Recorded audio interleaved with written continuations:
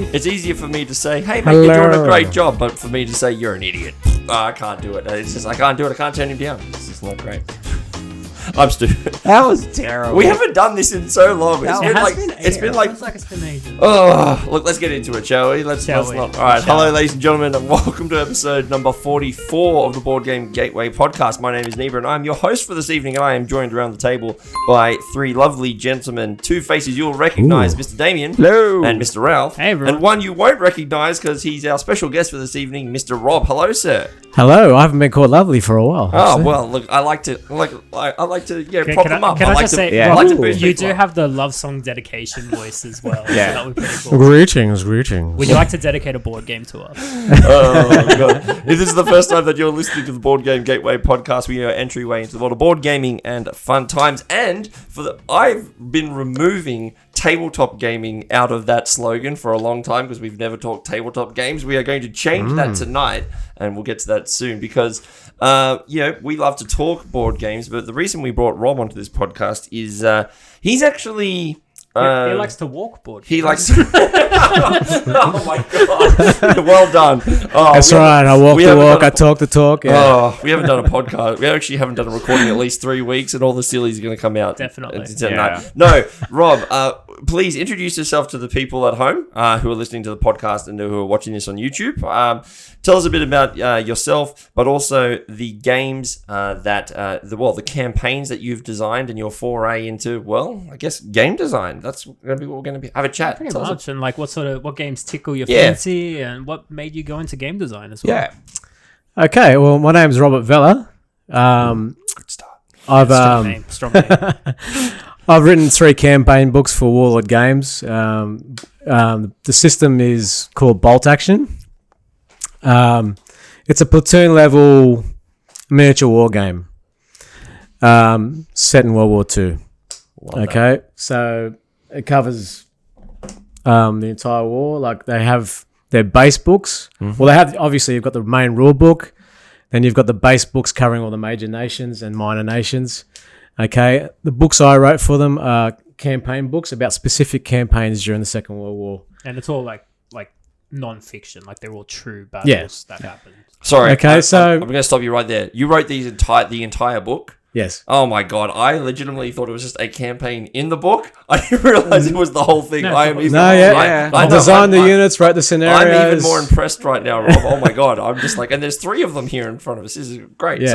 Sorry to stop you there. Oh my god. And I'm a bit of a perfectionist. I'm a bit of a nut. So I did a ton of research on all the books.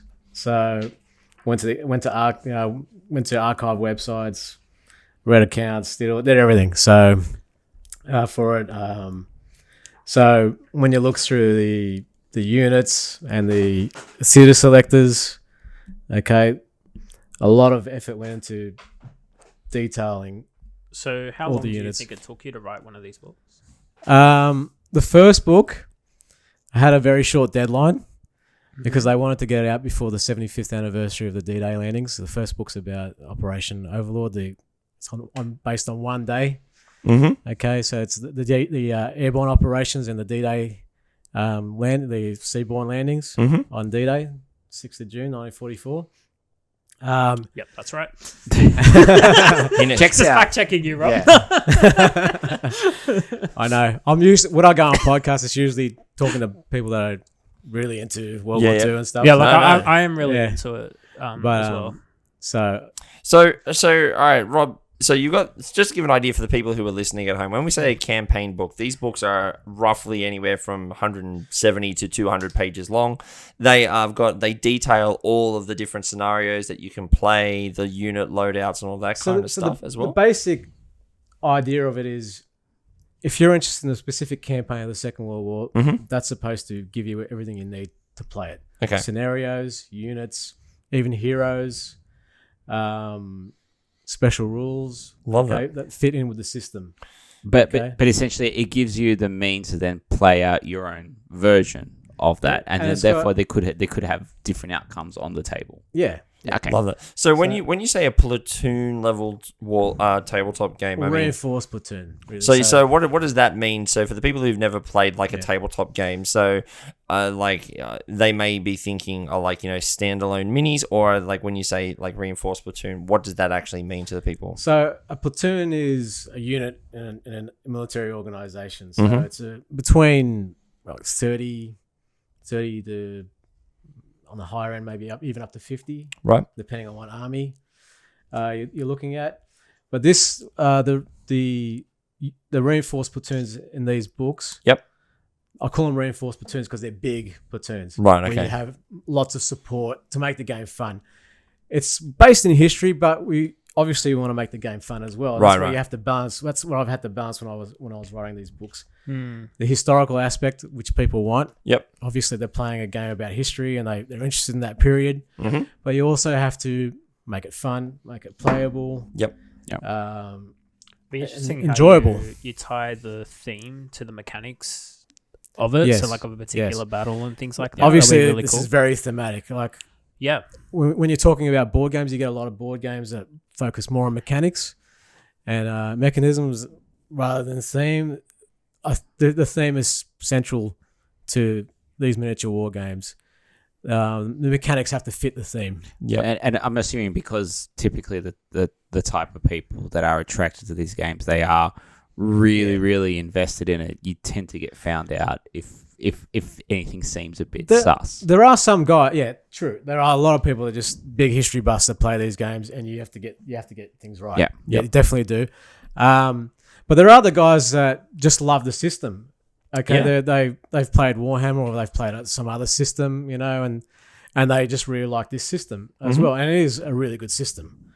Like I've played a lot of miniature wargaming systems. I'm more of a board gamer these days, even though I still write for Warlord games and I do I play test these things and work on them.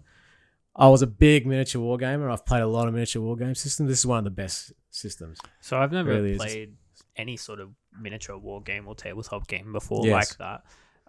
What would you say is the entry point for someone to try or get into bolt action? Entry point. So obviously you need to. Well, I'll tell you I'll tell you about the first time I saw.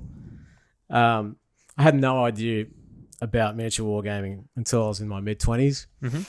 I played board games. I did things like that. I walked into this shop called the Tin Soldier in Penrith one day, and I had no idea what I was looking at. There was figures over there. There was rule books over here. There were like supplementary books to go with the systems. Okay, and I just asked the guy, "How does this work?" Yep. I have no idea how this works, and he just said, "Come by tonight, and you'll see it all in action, and you'll understand it." So the way it works is, you have the rule system which tells you what you can and can't do in the game. Obviously, okay, all the rules. Mm-hmm. You usually have. Not all miniature war games have this, but a measuring tape to measure distances and movement. Because it's normally done in like inches or something like that, isn't it? Yes. Normally it's the standard. Usually the Imperial systems used, Yep. rather than centimeters. There's dice. Things are usually resolved with dice. Okay, and that's the way it works. And all the rules are based around that. Okay. And there's a lot of line of sight stuff. Does something have cover? Does it not have cover? This is the type of thing that's kind of getting me out of it now. This is what I appreciate about board games. I started with board games when I was young, and I played a lot. I played, a lot of mainstream board games, but there were a few I got into, like Axis and Allies, History of the World, which I still love, and games like that. Before I discovered this, and I really got into it because I was a massive history buff. Like I was a history teacher for 20 years. And I was obsessed with World War II. I used to read volumes and volumes of books about the Second World War. I knew everything about it. And I was inspired by history. And that's what actually really got me into gaming. I was like casually into gaming before that. History is what got me into it.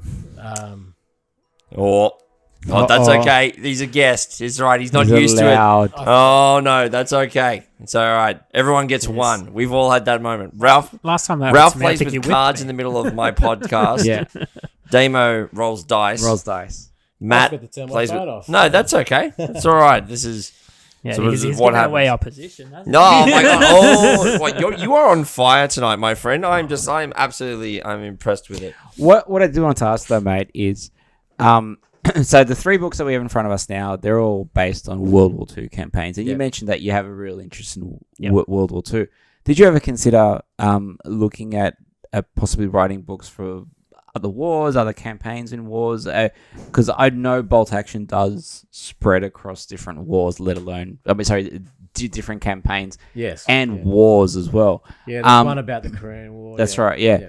Did you is that something you've ever considered doing, or are you far more comfortable sort of writing these books for World War II because that's where your interest? I'm lie interested as well. in any period really. Like this is the period I know most about. Yep. But yeah, I'm interested in lots of different historical periods. So yeah, Nice. Awesome. Well, Nice. look, we will move on from this at the moment. So again, the game's called Bolt Action, which is obviously the tabletop, and the 3 books that Rob has, the campaign books that he's written for Bolt Action, are Campaign The D-Day Overlord, Campaign Italy Tough Gut, and Campaign Italy Soft Underbelly. So if you're wanting to check out some local Australian talent in the tabletop scene, go check out these books. They're pretty hefty. They've got a lot of detail in there. So look, go check them out if you want. But we did bring Rob on here as well to talk board games because we all basically met each other as part of the MacArthur Board Gamers, which we've talked about in this podcast before. And so what we're going to actually have a quick chat about is we're going to chat about a couple of games that we've been playing over the week. I'm going to highlight a couple of them. Damien's going to have a quick chat about Lost Cities. I'm going to bring up Space Station Phoenix, and Ralph is going to take us. We'll start with you, Mr. Ralph. You're gonna, Sure. We're just going to have a quick overview of. We do talk a lot Blood on the Clock Tower on this podcast because we do love to run some board game those nights. But we just had our biggest one yet.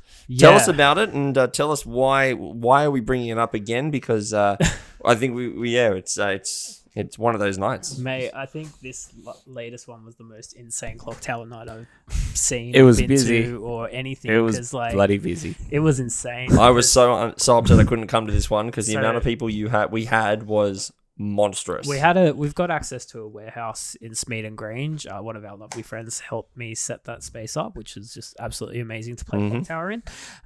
So thank you again. And we're going to be running another night there. The date is to be announced still. But we do have another night going off on October 6th at Ingleburn Bowling Club. So I'll put tickets up for sale soon as well. But essentially this particular one, last time you were there, at this warehouse, we had 3 games running. We of had it. 25 to 30 people-ish thereabouts, and we had 3 games going, yeah. Yeah, this time the ticket sales literally on the day went up to 60 people. Jeez. I think about 50 of them turned up. Wow. that's amazing. Yeah, it was a hectic night. So we had 4 games of Clock Tower running pretty much the entire night. We went from about 6:30 p.m. till about very close to 1 in the morning. Jeez. I didn't realize it went that we late. wrapped up. Yeah, I know. So basically, there was one game running towards the end, and I had to bail. So as I said before, I tend to start work really early. Yeah. I was in the second to last game to finish. I played that one with you. Yeah. That's right. Yeah. And it was already 12:30 when I left. And it was like, and it just kept going. Yeah, it just was a kept massive going. night. And what was insane, we played a custom script. So these nights are very beginner friendly, and they have like the base game that we encourage people to go into and play and try out. But we started venturing into custom scripts, and there's this official custom script called Uncertain Death. And I set the game up thinking, okay, 12-player game, it won't be too hard to run. I'll just select these characters because I think they're cool.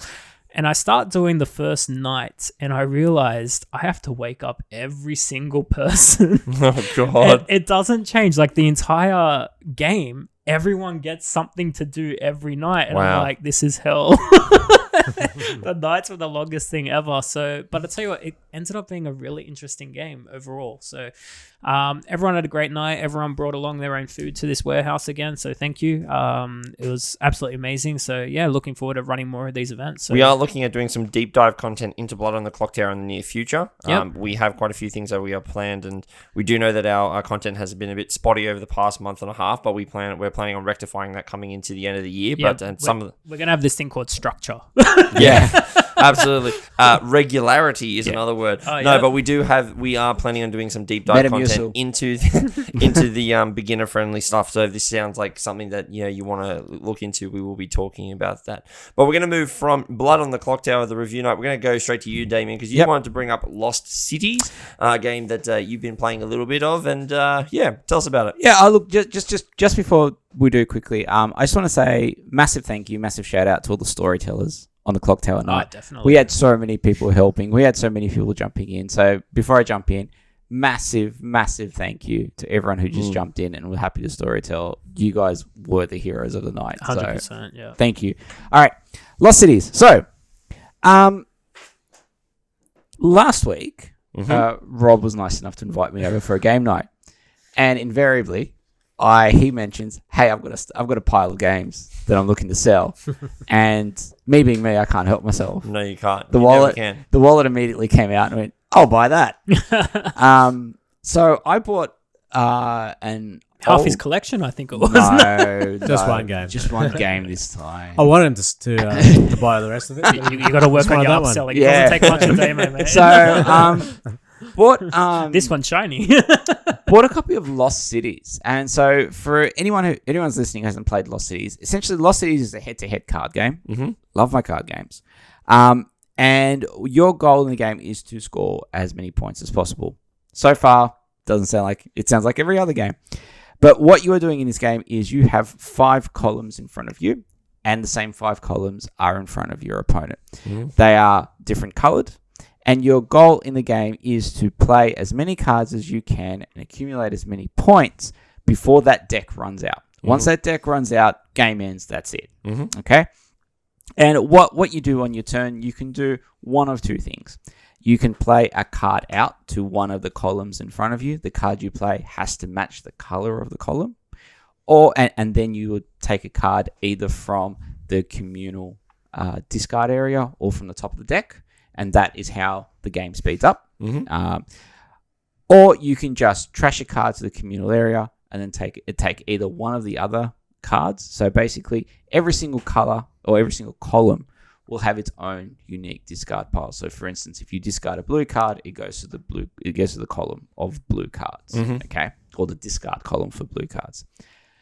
Anyway, one thing you can't do, you can't discard and pick up the same card again. You have to progress the game. Yep. The kicker is twofold. One, every single column is worth negative 20 points immediately. Unless you choose not to play in that column. Oh no. Then it's worth nothing. Okay? Right. So the moment you start playing to a column, it's negative it's 20. negative 20. Right. Okay? But Damien, how do I go up the negative points? The way you gain points in a column is by playing cards, but the cards can only be played in numerical order. Oh no. Okay. Okay, yep. So you have this head-to-head thing where you've got your cards, your opponent is playing their cards, and you're trying to see what cards they're playing, and you're thinking, all right, so my opponent has just played the blue 2. I've got the blue 3. I'm going to hold on to that, and I'm going to force them to skip the 3, which they can do. They can always play a higher card. They just can't play a lower card when they play out. Yeah, so that was my next. So I did blue 2. I could play the blue 4 because and skip the 3. That's right. Yes, you can do that. And the highest card in a column is 10. Right. Okay. So, for instance, you get 10. All of a sudden, you've eliminated half your negative points for that column. In addition, you have these cards. They are of 0 value on their own, and you can only play them at the very beginning of the column. I have forgotten what the card is called. It will come to me in a second. Apologies, listeners. But essentially what they are, they act as a multiplier. I can't believe I forgot. I forgot. I'm terrible. So if you play 1 at the beginning of a column, you double your score. If you play 2, you triple your score. If you manage to play all 3, you quadruple your score. However, if you're left with negative in that column, You quadruple, you quadruple a your negative negatives. value, Yep. which is what I did to my son, and it was great. It was really, really great. So, It Um, sounds so brutal. It sounds different to the one I've played. I haven't even actually played that one I sold you to. I played the multiplayer one. That's a yeah, two-player that's right. Yeah, version. Yes. yeah. So the head-to-head one is the only one I've played. I know Right. of the multiplayer one. I've seen it played, but I've never. Are played they it called myself. something different? Or? No, it's No, they're both okay. called Lost Cities. How do I know if I'm buying the Reiner 2-player or Knizia. the? I believe it's. I was gonna say. I was like, it's a Reiner Knizia. It's a isn't it? Reiner Knizia, Yeah, absolutely. yeah. It's Okay, his cool. favourite. Yeah. Sorry, I believe the Lost Cities does have like 2-player on it or something. It's like Oh, it's like okay. Lost Cities head to head. No. The original one is That's just the called original one. Lost Oh, Cities. is the reprint? Oh, I is just see. only 2 Yes, players. Yeah, that's right. Yes. So This is before Duel was a thing. Yeah. yeah, that's right. I think the original Basically. one was a two-player one. The original one is the two-player one. Yeah. Okay. I'm getting confused. So yeah. is it Yes. is this foray into sort of like Right. so basically the actual original concept that he had. Yep. I don't know if Lost Cities came first or if Battle Line came first, but essentially it's a similar game. Yeah, it sounds like a battle line Right. thing of like I need to put people in an area, but if I commit people to an area, then I'm committed into going to that It's area. conceptually a very very similar game. Right. Okay. But the original was head to head. Yes, Mm-hmm. it is a Reiner Knizia game. So if anyone has listened, I love his games. I'm yet to play one that I don't like. How many bow ties do you own? None. That's you a need. great You question. not a need. real You need. fan, You man. need. Come on, mate. How many components did he have in his house? Like that was one of the Oh, lot. It was a lot. It was a lot, It was yeah. obscene. redonkulous. But look, yeah. Lost Cities is fantastic. The game is the game is taught in 5 minutes. It is over in 20. You shuffle them up. You deal them out again. Setup is quite I have to try literally this one. Yeah, deck that of sounds cards and a board in front of you. What's the That's theme, it. Damien? You haven't even mentioned the theme. The theme is 100% painted on. It is colors on a board. Technically, you are treasure. why is it I wonder why I why is it forgot the called same. Lost City? You're, Te- you're hunting. For like, technically, you're hunting for treasure, but it's 100% painted on. It's like I don't get it. that's but all right. So it could just be rainbow themed. It could be rainbow theme. You Yeah, feel the okay. theme a little bit.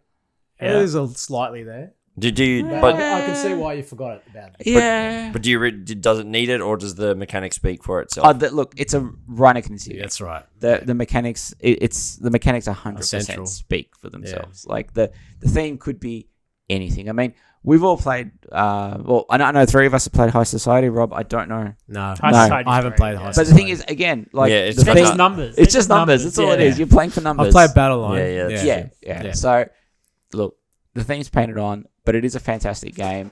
Again, something that parents can play with kids. It is Yeah. readily available. I play with my family, Lost Cities. Yeah. Yeah, love So it. I rate it. Lost Cities has been great. Love that. Okay, well, we're going to go from what is a simple game to not such a simple game, but there's a game that I do want to have a quick chat about because I've been playing a little bit over the past couple of weeks in between the recordings, which is Space Station Phoenix.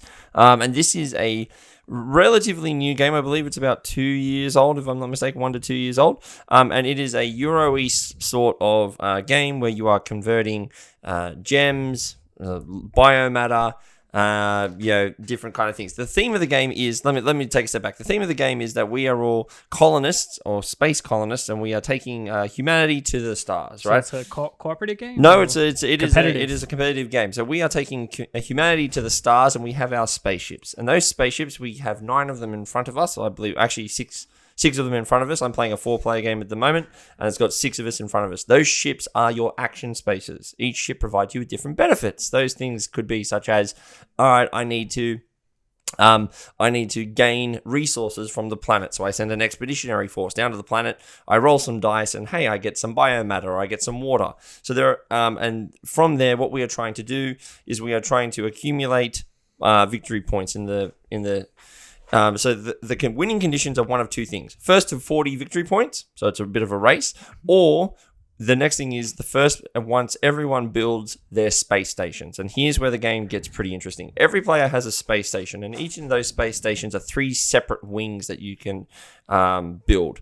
There's a red wing, a green wing, and a yellow wing. I believe they are. No X-Wing. No X-Wing. Okay. No, but the 3 Wing. wings that you build come in 3 different levels. So they have essentially make this little like triangle grid that kind of increases out as you build it. Cool. Once everyone has either built all 9 of their sectors of their space station. So 3, 3, and 3.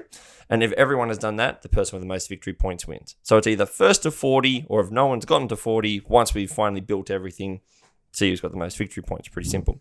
Where this game gets really interesting is there are 4 main currencies, I guess you can say. I've kind of mentioned. There's gems, which is your main money, diamonds essentially, biomatter, leaves, water, and then there is metal. And metal is very hard to come by. But metal is also what you need to get to make your space station, your wings of your space station.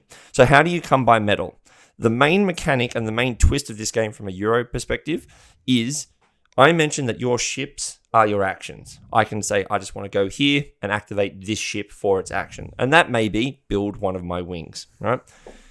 However, one of the actions I can do is dismantle.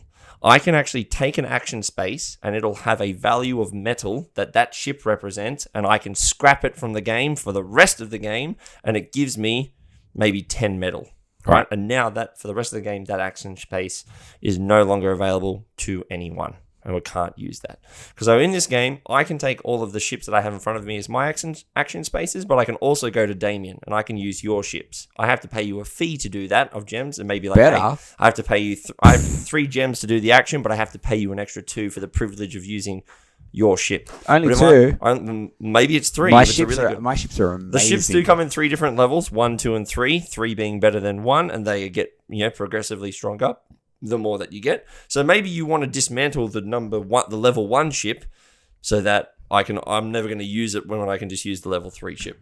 This is the main mechanic of the game, which is that you're trying to figure out, you're creating an engine of, well, I need to get income to get more gems. Maybe I want to convert those gems into different sort of currencies, into water, metal, and, into metal to build things, or try and increase my income.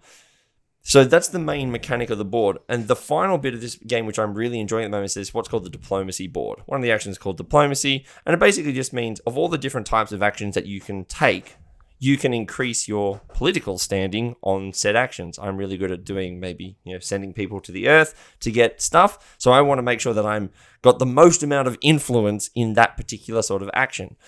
Anytime any player takes that action, the person who is in the lead in the diplomacy board gets a bonus. That could be victory points. It could be water. It could be grass. It could be gems to spend on more actions. Take your pick. So if it's sounding very complex and Yori right now, that's because it is.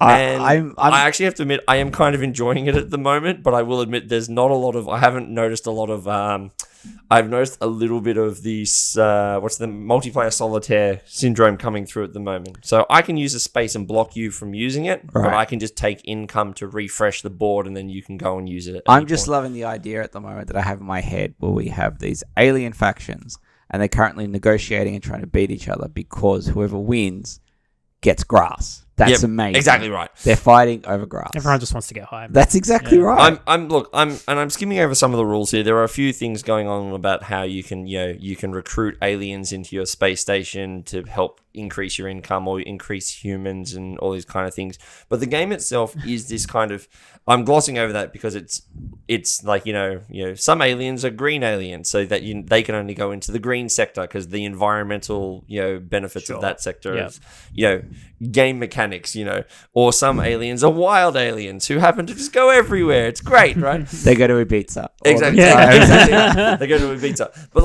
But the game itself is actually, I'm actually really having a lot of fun with this at the moment. I didn't think I would. It did feel very kind of. Did it take much to learn? No, it actually didn't take much to learn. It only was like 25 minutes each. Okay.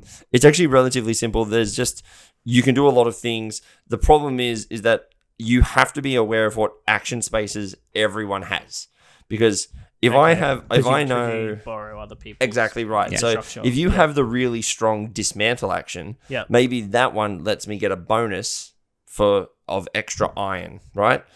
And I need to know who has it and who's not currently using it. Cool. But then you may also, the reason we need to know what's going on is because I know, hey, Ralph keeps coming and using my dismantle action. Stuff that guy, I'm going to dismantle that card because I'm not going to use it ever. Get rid of it. Give myself the the iron to use, and now he has to go elsewhere and find other actions. Cool. So there is a bit of interaction. There's not really a lot. So of it's more blocking. like the strategy that comes from the interaction. Yeah, it is a bit of an engine builder, because as you build up your space station, you get more income, you get more bonuses for doing specific actions and things like that. Like, hey, every time you take the diplomacy action, increase yourself, gain 3 gems, sort of thing. So you're looking for more opportunities to do those actions and stuff. So it's very Euro game sort of feel to it, but it has that space sci-fi thing. And the interesting twist is obviously the fact that my action spaces, I can get rid of them out of the game, which is a very interesting mechanic. Yeah, that's pretty cool. Like, something I kind of wish like Anachrony had, because after you build something, you kind of just stuck with it there. Yeah. So I know there is one faction that lets you. Is there? I'm pretty sure there was. Okay, because I know you For can just sure. get rid of those like anomaly tiles. Yeah, but- the anomaly ones. Yeah. Yeah. But then again, I thought, without diverging too much, like that's actually one I kind of like games that if you were to basically put yourself in a corner, it's kind of like your fault. Yeah, it's punishing in that you know, way, because yeah. the whole game is about building. But I it up. I agree with you. The other thing I also like I've heard of this game. I've heard it spoken about Same. before. mhm. Definitely keen to try it. The only thing is, though, is that you keep mentioning finding metal. Now, back in my day, if you wanted to find metal, you went to Utopia Records. Like that's where That's you right. I was found thinking metal. Ozzy Osbourne. All right, sort of that's thing, exactly you know? right. Yeah. So, I mean, Well, I don't know what their problem Obviously, is. the designers had not actually, done that, right? No, Need but, metal.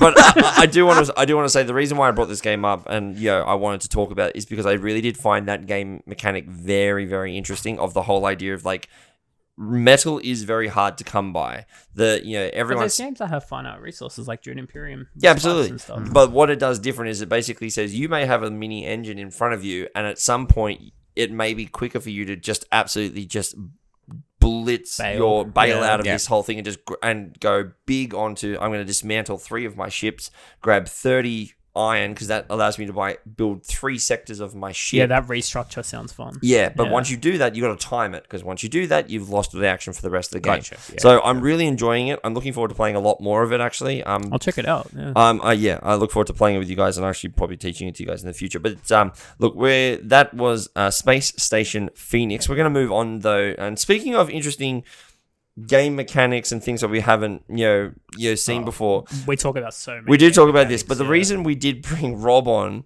well, not only because we actually liked speaking to Rob and think he's a cool guy, but he has been telling us that we've been helping him have a look at, he's actually just trying to design a board game. So- Yeah, we haven't helped him design a board game. No, sorry. We've Rob- helped him play test his board game. Is if what I should have said. I want to make it clear. If at any point Rob asked me to help him design a board game, A, this thing would not get off the ground, and B, it would just catch fire immediately on the table. It's like the Homer Simpson Yeah. where he puts like the milk in the cereal, and just flames come up. Basically, You guys helped a lot when you. Yeah.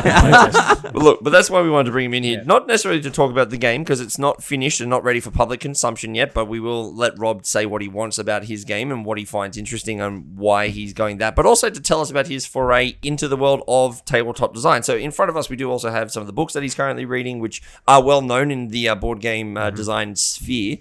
So Rob, tell us about what your transition from I'm assuming you went from designing the campaigns into starting to design your own board game. Is that kind of how it went? So tell us about that. Well, that's right. It's been quite a different process. I've kind of had to learn from scratch, really. This is more like writing a book, and it's the reason why I'm saying I have to start from scratch is because I'm working with a system that somebody else has designed. Oh, so When When you're referring to bolt action. when I'm cool. referring to bolt action. Yeah. So I've added to that design, Mm-hmm. and I've added some innovations to it as well, but it's not my design. It's not my system. Mhm. I'm creating my own system. Yeah, so this is like a cover song in a way. Sort of, yeah. So you're adding to the system, you're adding more units, you're adding more scenarios, design that based around that system, which Awesome. isn't my system. Yep. So I'm designing my own system now, and it's a board game. Mm-hmm. And before I started, I delved into reading a lot about board game design. There's a few books I would recommend to new designers. One of the first ones I read was called Board Game Design Advice, Right. and it was just people interviewing famous board game designers. Reiner Knizia was one of them. Heaps of board game designers, Matt Leacock, just any designer you could think of. They were just asking questions about the most important things about designing a board game. Sorry, which book was that? It was called Board Game Design Advice. Okay. I think it was by the Games Laboratory. Sure. I think. Okay. Yeah. Sounds interesting. I haven't got that back. No, I'm just remembering off the top of my I'm head. doing this because I want to Yeah. check it out. If you are Yeah. watching on YouTube or on we are going to put links to these books in the Yeah. descriptions of Yeah. both the podcasts. So we will check out the descriptions and And you'll see them there. That was a great start. That was a great starting point because it brought to reality what it involves. One of the things they mentioned was in regards to playtesting, you need to playtest your game at least 100 times for it to be ready to be published. At least. So far I've playtested my game that I'm working on 50 times. So I've still got a long way to go, and it feels that way too. And it's come a long way. It's evolved, and that's one of the coolest things about designing a board game, seeing the game start from just your ideas in your head, turning into something real and evolving and changing and becoming something really cool, which I'm pretty happy with where my board game is at the moment. But I did a lot of work in doing the research and finding out what I need to do to design a board game successfully. So that's why I'm talking about these Is books. there anything you'd be comfortable sharing with us about your game? Like Sure, yeah. what it's called, what inspired you to create it? Is there a theme behind it that you're really Yes. interested in? So take it away. Okay, so it's called the name I've got for it at the moment is called Going the Distance. Okay, it's a game about boxing. And what era of boxing is it? Okay, so it's set in the 1930s, 1940s. I call it the golden age of boxing. That's what people that are into boxing call it, because it pretty much was the golden age, because boxing was one of the most popular sports in the world at that time. It was the most popular combat sport. The heavyweight boxing champion of the world was known by everybody around the world. They were as well known as royalty, as political leaders. They were the most well-paid athletes. Right. Okay, there were about 10 times the amount of boxers around at that time than there are today. Very few. Like, for example, in New York City, there's probably about 50 boxers. Okay, back in the 1930s, 40s, 50s, the golden age is roughly between 1920 and 1955. Yep. Okay, there are about 10 times that amount Oh. easily. I know that we're going away, but I reckon it's Yeah. kind of linked to like brain trauma studies. Yeah, that's true. There's a few reasons why Yeah. the golden era ended of boxing. Yep. They Okay. died. That's one of them. Yeah. Okay, they actually did find out about the damage it Yeah, was doing. definitely. Yeah. Okay. Yeah. There was also one of the downfalls of boxing was actually television, Really. because these fights were televised. Mm-hmm. Okay, so people were watching these fights with their families. Right. Okay, and boxing is a dangerous sport, and sometimes people die. And You can't really show advertisers wouldn't want to Right. be around Yeah. there and all that kind of stuff. Oh, So so they- more, so- maybe, but there were some occasions where people died yeah, live on right. television. Oh, Okay? Right, okay. okay. That's crazy. And that really put a dampener on Yeah. everything, and it really gave it a negative face. Okay, and there were one of the reasons why before 1920, boxing was kind of in the background was because people were against it morally. Okay, and there was a religious reform movement in America, and it was kept down. It was actually illegal Really? in a lot of states in America. Oh, okay. Okay. After the First World War, that morality kind of dropped away with the 1920s and prohibition and all that Yeah. kind of stuff. Okay, so culturally, America shifted, and it was at that time, in the time of radio, when boxing became huge. Okay, Okay. Cool. And that's the period it's set in. Awesome. Love Okay, that. the golden age of boxing. Yep. Love that. So, Um, look, I'm going to be honest. I'm the only one at this table who hasn't done any play testing, and we're not going to be talking about the game and how it Yeah. actually plays tonight. But Well, it's up to Rob. if you yeah, want to well, start no, off, but yeah. but Yeah. but I guess the question that I guess that I have for you, Rob, is what about that time for you and what inspired you to kind of go, that's something that you wanted to actually kind of invest some time to spend some time in and create a game around that time period? I'll tell you a little bit more about the game. So it's set in that era, but it's not a historical game. Like it's set in that period. Yeah. It's got that theme, but the characters are not real characters. Yeah, I should say when I meant spent time in that, I didn't mean I know it was a historical game. What I kind of meant was like, was there something about it just seemed like a fun time to create? Well, a game I around, actually am. or? I do like boxing. Yeah. Like I'm a boxing fan. I'm a fan of boxing in that era. I like all the boxers of that era. I like Joe Louis, Sugar Ray Robinson, Rocky Marciano. Okay. Yeah. So Yeah, I am a I love boxing- I love the names that boxers have. Yeah. It's great. Yeah, and they me were too. characters. When you read about these people, they were interesting characters, larger than life characters, and that's what I wanted in my game. The characters in the game are central to it, and they're comical, they're funny, they're larger than life. And when people play the game, I want them to be invested in the characters, and when they're in the ring fighting, I want the people playing it to really want their fighters to win. I will say though, that was one thing that I felt in the game. I did too. Like, yeah. so just to give listeners a bit of better background. So Ralph and I have played this game. Now we've only played it the once, and I won.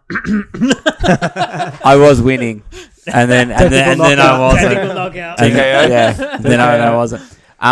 And there were heaps of things that I really enjoyed about the game, but the one thing that definitely got me in to the game was when you did the readout of the boxes. So basically, the boxes have their own background story, Right. and the quality, just like the fact that Rob, your experience in writing, it absolutely comes through, but. It was great. It was just really, really good. Just basically reading about that. It's like, okay, yeah, I see it now. Let's go. That's something that's important to me. Like when I play board games and when I play games, I want to feel the theme. I don't not to say that all the games I play have strong themes. I like mechanics as well. For example, we were talking about Shards of Infinity. I love Shards of Infinity. It hasn't got much of a theme. Yeah. I love the mechanics.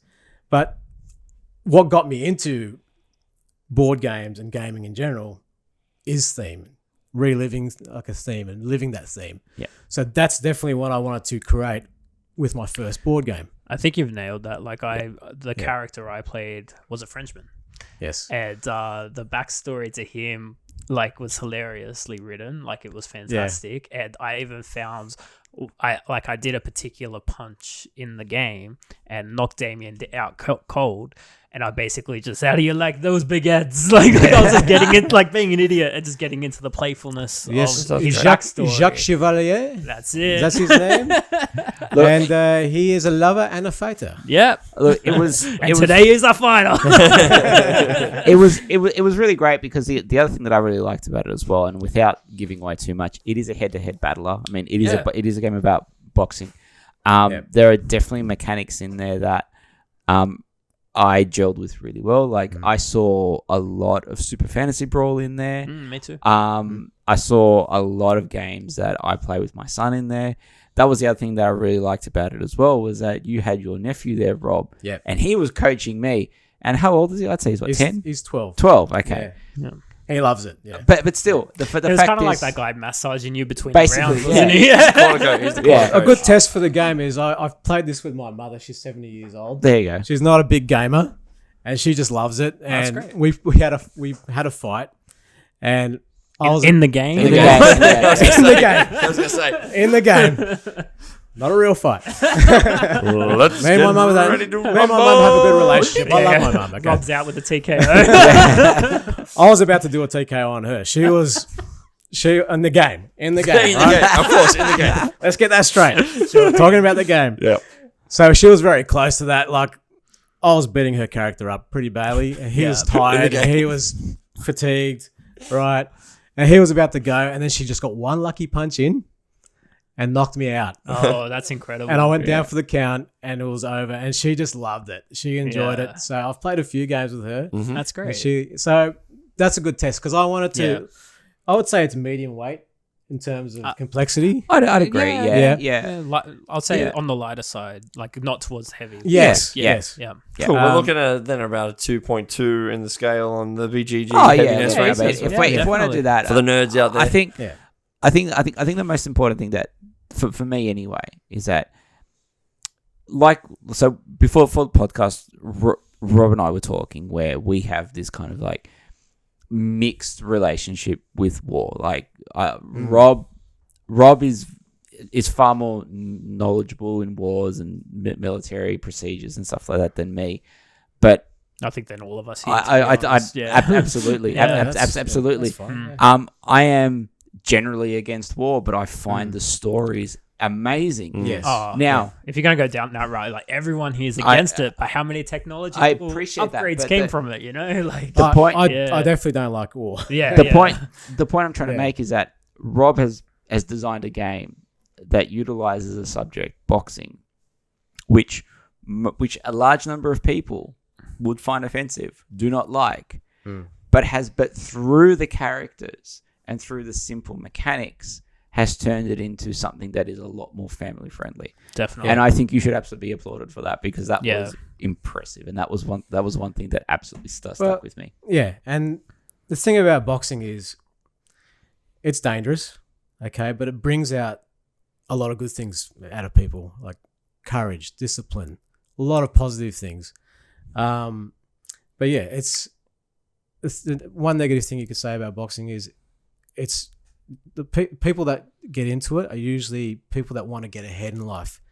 Okay, they're usually poorer people. Yep. Like my character. They want to get ahead, and they want to get out of poverty. All right? And that's one avenue for them to do. But it. also, like in boxing, even nowadays, big personalities. Yeah. You know, and that's where the backstories that you have are amazing. Yeah, and there were big personalities in that era too. And like, Joe Louis, if you read about Joe Louis, he was an amazing person. He did so much for America, really. Okay. When we're talking about racial relationships and just being just an awesome person, like he really was a good role model, like in a lot of ways. So was Rocky Marciano. He was and they were talking about salt of the earth people. Mm-hmm. Rocky Marciano was a family man, conservative person, and he was a hero to everybody. So was Joe Louis. He was a hero to all. So these real life boxes are sort of inspiration. Yes, you put those in your game somewhat. They're definitely inspirational for my game. It's inspired by those boxes. Yes. Well, I think I speak for all three of us when I say we cannot wait to probably cover this game when you get to that final stages of that kind of stuff. Yeah, I'll be keen to play test that. I am very keen to get in and actually have a play test as well. Definitely, we'll do it the soon. Boys have spoken about that. I'm keen to get feedback and hear opinions. Definitely. Well, look, if you are wanting to maybe get in and help Rob play test this game, I think the easiest way for you, if you come and join our Discord and get in contact with myself, Damien, or Ralph, we can get you in contact with Rob. We can do it that way.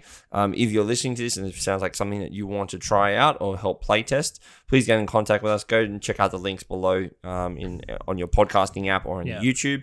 Come join us and we'll get you in contact with Rob, because I think obviously you said you need more play testing. So definitely. Yeah. So we're looking forward to that. So how long have you been working on it for? About 10 months, because I spent a bit of time. This is what I do. Whatever I work on, I have to research it thoroughly and know the thing inside out. I'm just that kind of person. I'm a bit of a perfectionist in that way.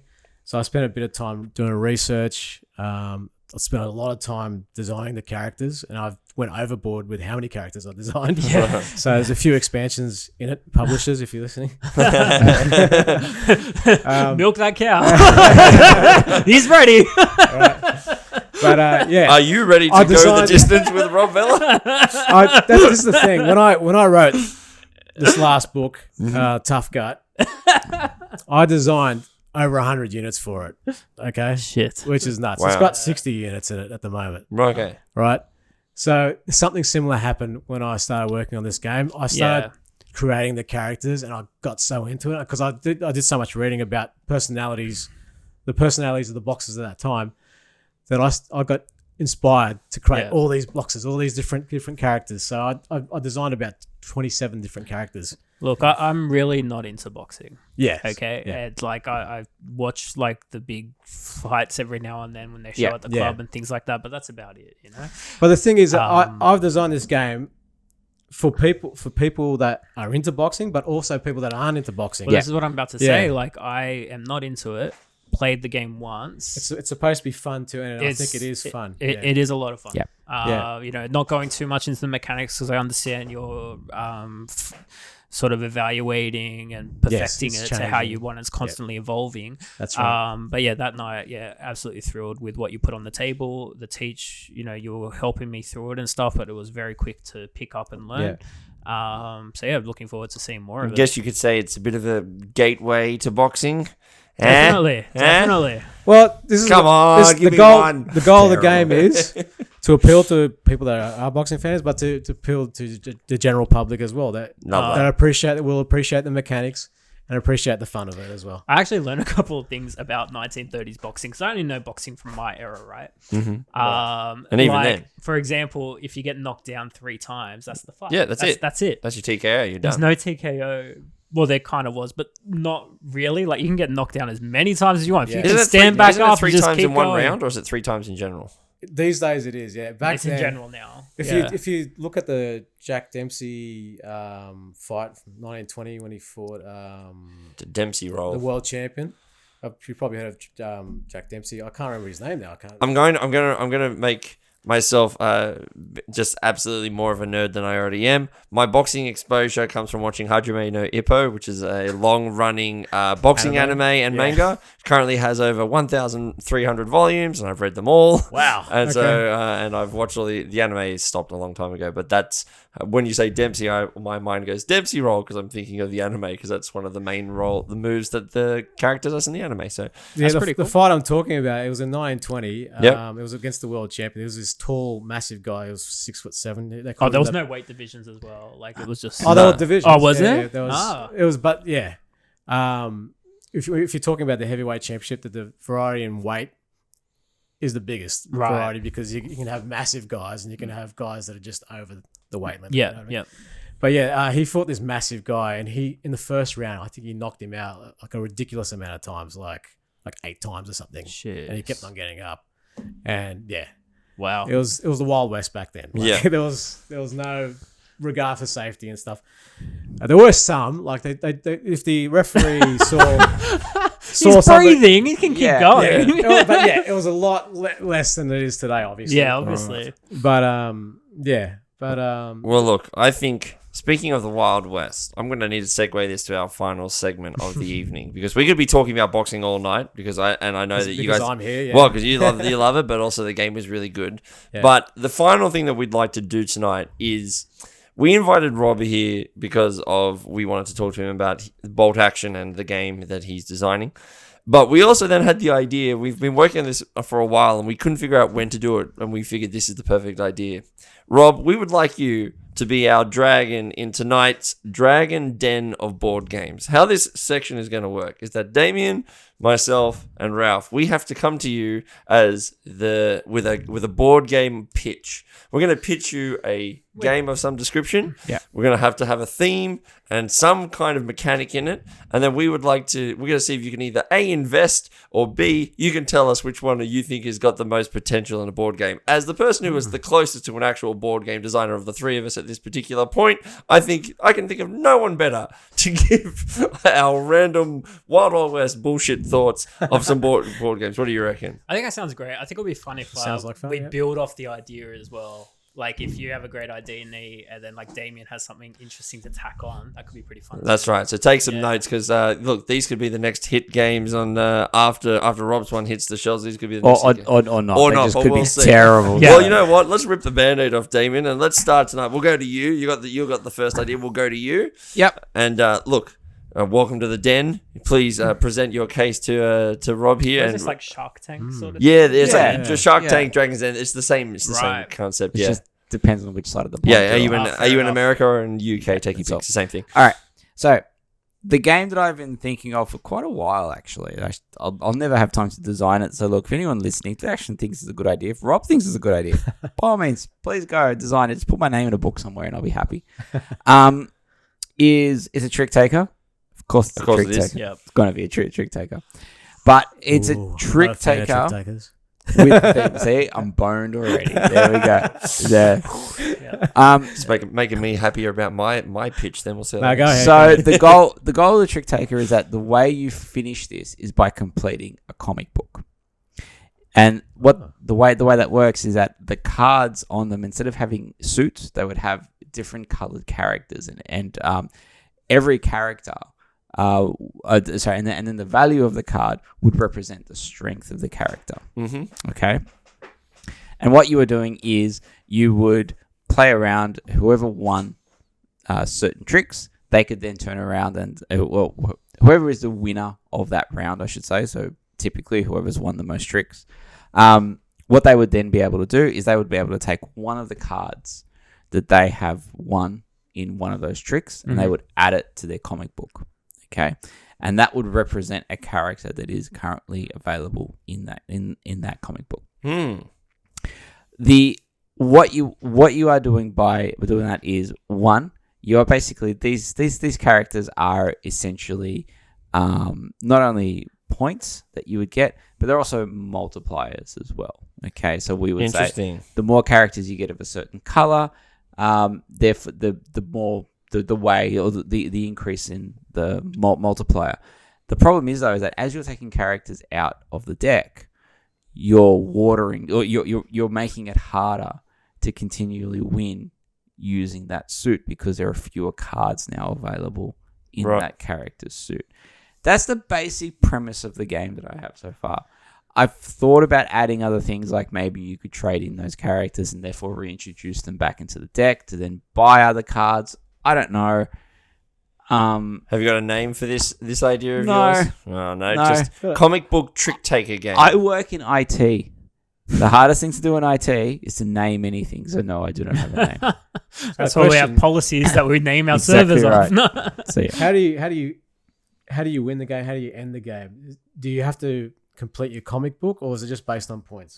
I would say that the idea I had up front was that it would be the first person to either get 7 or 8 characters in their comic book, and that's it. The game's over. So you have that other thing that I really like in games, is that where you can force the end of the game early if you think you've got it. I've got a workshop name for you. Team up. Okay. All right. You gotta get your team together. Team up. I like that. So or assemble or something like that. I reckon like comic book mayhem. Yeah, something like that. Yeah. Team up, a comic book mayhem game. But that's kind of what I was thinking. The goal of the game, it was never intended to be a longer, older style of trick taker. So German style trick takers can last for hours. The goal of it was always supposed to be like a 45-minute trick taking card game, something you can play with the kids. That's it. Love that. So yes, what it's called, no idea. I like how it all comes together. Like how you have to complete the comic book. That's really cool. So it's an idea. Okay. Yeah. That's your first idea. All right. Well, I'm gonna go next because I've got an idea which I've been stewing about. Let me set the scene for you. The year is 1999. The day is December 31st, and we are not attending a party. In fact, the opposite. I was going to say Prince is still alive. No, and singing. exactly right. Is it the end of the world? Is it? No, well, it could be because Y2K could be set upon us in ID10T, the board game. So that's the name of the board game that I've come up with. And the idea of the game, the idea that I have is this is going to be a real-time cooperative game in which you and up to, I don't know, let's say 3 of your friends are trying to prevent the Y2K bug from happening on New Year in 2000. And the game itself is kind of like in the vein of like Magic Maze or The Crew. You start off with one mission, and that mission would be, okay, we need to take IT support calls. And so like maybe you draw a card off the deck and it says you need to do such as this. Maybe it is like, it's got a bit of a party feel to it. So maybe it has to be, you actually have to use your mobile phone and actually call someone and get them to say a particular word before a timer runs out. So this will be a whole bunch of sand timers and things like that. So maybe you say like, hey, your support ticket is I need you to call this person and get them to say sorry for me or something like that. And then, whilst I'm doing that demo, you would draw the next card and we have to get through an X amount of missions. So, and if we complete that, we would go to, mission number 2, which would be like, okay, we have the IT support desk, but now we add on the data center. And the data center is like all of a sudden the switches are starting to fail. So you need to go over there and have you tried turning it off and on again? It could be in a card, for example. So, to do that, you have to like turn your phone off and turn it back on again or something like that and restart your phone. And things like that, and then you keep adding on a few different missions and in maybe different areas, different rooms. You can have the data center, as I said. You can have the finance office or the director's office, which he keeps calling you into the director's office and he keeps taking you away from the game. It's like, I've got stuff to do. I'm just thinking of an event deck where your parents call you because they can't access their email. Exactly right. Or worse yet, someone there's a project manager who files everything as urgent. Yeah, absolutely. I had that today. Yes, absolutely right. Oh wait, patent pending. This is great. I should have asked you guys for ideas earlier. That'd be great. Yeah. Your mum keeps on ringing you. Yeah. How do I do this? And yeah, that's right. You remember that PC you built for me 10 years ago? and I think I got a virus on there. And so then that's the idea of the game. It's like, so kind of like in the vein of like Kitchen Rush and these sorts of games which are out there at the moment, using some sort of timer. But I wanted it to kind of be have a bit of a party vibe. So maybe you actually have to use your mobile phone, like not as app specific, but do something like maybe you have to send a text message to someone, or maybe you have to send a text message to multiple people and then wait for a response. And if you get the appropriate response or something like that, or that kind of stuff. And then if we don't successfully do it in a certain amount of time, Y2K happens and the world goes to crap. Well, that sounds like fun. And it sounds like a really unique theme, actually. Now that I'm talking about it, I'm gonna have to put something. Yeah, I think we can build off that. I think we could anyway. But that was my idea. Because there's a lot of us here that work in IT. I was just thinking one of the saddest days of my very, very first job was going into the office and like January 3rd or 4th, and the computer turned on. It's like, I have to work today. Yeah, that's all right. Yeah, all right. All right, that was my game idea, Ralph. Mate, I think we should actually take that idea and run with it. Well, I've never heard of a game like that before, so yeah. Well, there you go. You've heard it here first. Like there are some techie games out there, like Turing Machine being the latest but this is like chaos in a box. It sounds like, but this is like a party game. This is not like a mathematical puzzle. So I still don't know. I don't know how the timer works, or like maybe it just has to be you have to do 3 of these missions within a certain time period, and if you don't, there's some. Well, maybe it's like simultaneous card play, right? Maybe, I don't know. Something. But like, we're gonna have to workshop this. I think we should. I think that's a great idea. Board Game Gateway Publishers. First. Should start a publishing company. Oh, God. But first, we're going to be publishing my game. Oh, there you go. Let's hear it. Because I am nowhere near as prepared as these guys, but I love theme in a new board game. Because especially with Kickstarters, they don't need to show off the mechanics. They just need to show off the theme, right? And bits of plastic. And that's it. Yeah, that's it. And go, these are professionally painted, but these won't look like your ones. So what I'm after here, right? Stay with me, right? I'll stay with you. It's going to get a little bit political. Okay. Here we go. Love it. Here we go. It's actually based on a true story. Oh. All right. International Space Station, because I'm going to have a board game that's based in space because it's very original. So it's based in space at the International Space Station. Have they found metal? Have they gone to Utopia? I think so. Okay. I think they've got it. All right, yeah. Cool. Yeah. Aussie just left the space station. Perfect. Landed safely. Okay. Yeah. Everyone's okay then. Okay. Yeah. That's how we entered a concert. Actually, just went straight in. Anyways, International Space Station, 2021. Everything's fine. 2021. 2021. During COVID. Okay. During COVID. That's right. Okay. Yeah. They wore masks up there. There's no oxygen, so it's fine. That's true. That's right. I wonder if COVID ever... Anyways, we're digressing here. 2021, International Space Station, all right? We have... It's predominantly Russians, and there's some Ukraine astronauts up there as well. Okay. Here we go. Not the COVID angle, it's the war angle. Okay. War breaks out. Okay? You're a team. You're doing experiments on this space station. Oh, no. It's secret. It's secret Hitler in the ISS. All of a sudden... 4 random cards get dealt out to players with a 5th one sitting out. One of you may have got orders from Putin to sabotage. No, I'm in. Okay. I'm in. There's things that break on the ship. There's experiments that need to be done. but there is only one way to get back to Earth, and only one astronaut can leave at a time and come back to the space station. Okay? So comms have been cut off since those cards have been dealt out. So you're completing these missions with simultaneous card play. I haven't quite dived down yet on the mechanics, like I said, because this is going to Kickstarter next week. The minis are sorted though. The minis are sorted though. You have a Game found exclusive. Yeah. you have a 20-inch true to life replica. Yeah. So you can make a prototype out of Lego. That's right. Yeah, Yeah, exactly that's right. right. So Yeah. one astronaut can go down to Earth and then come back, even though that never actually happens. But that's fine. It's a board game. We want this to be fun. You can come back and you can like tell them what you found out about the current wars that's going on. They could just be like random event decks and things like that.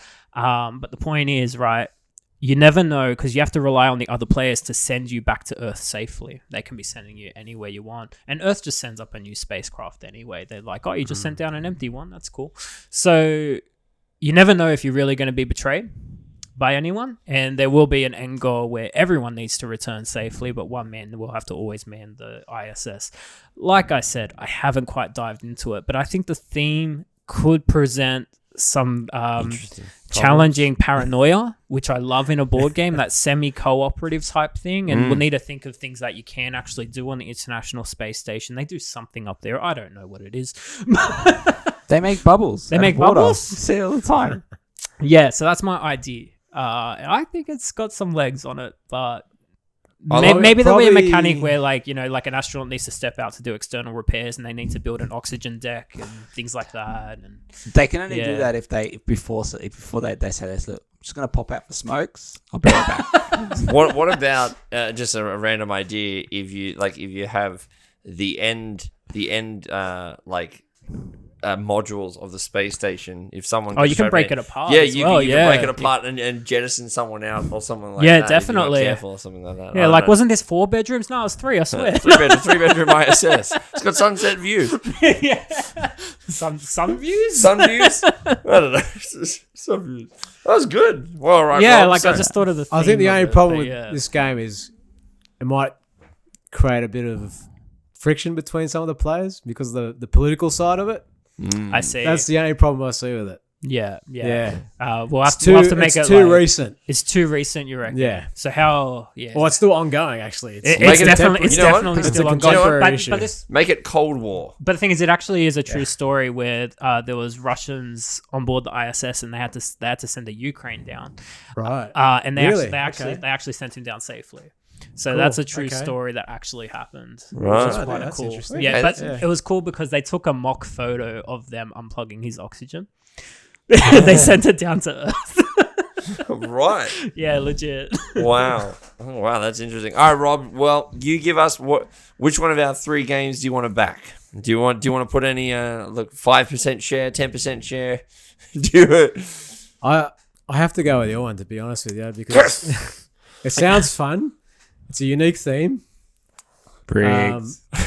I think we should develop it actually. Legit. Well- I think it's pretty cool. It's a type of game you could play with your family and play with a lot of people and have fun. Mm-hmm. It sounds, it just sounds like fun. And then you can turn around to your family and go, now you know why I am balding and just annoyed all the time. Yeah. Yeah. And what makes it interesting to me is that the topic is IT, right? Yeah.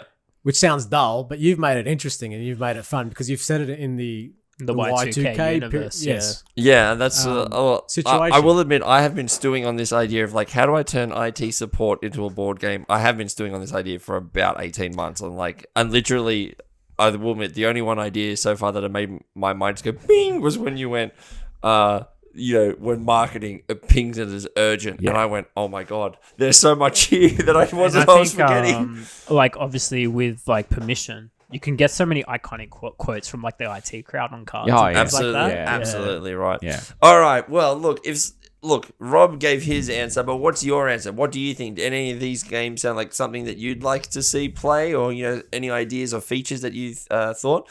I do want to give a big shout out to one listener in particular, Nicholas, who he has been pretty active, and he's been responding to our YouTube videos and our Spotify questions and things like that. So I want to give a big shout out to him because he, he's always active, and so let's not let him be the only one. If you like what you're hearing, and please, any of these games, we want to hear which one would you like us to make or back or something like that. But Rob, look, thanks. I want to thank you so much for coming on and having a chat with us, mate. Yeah, I know my pleasure. Can be a bit intimidating sometimes coming on these kind of things, but look, I'm intrigued in your game now. So yeah, it's really fun.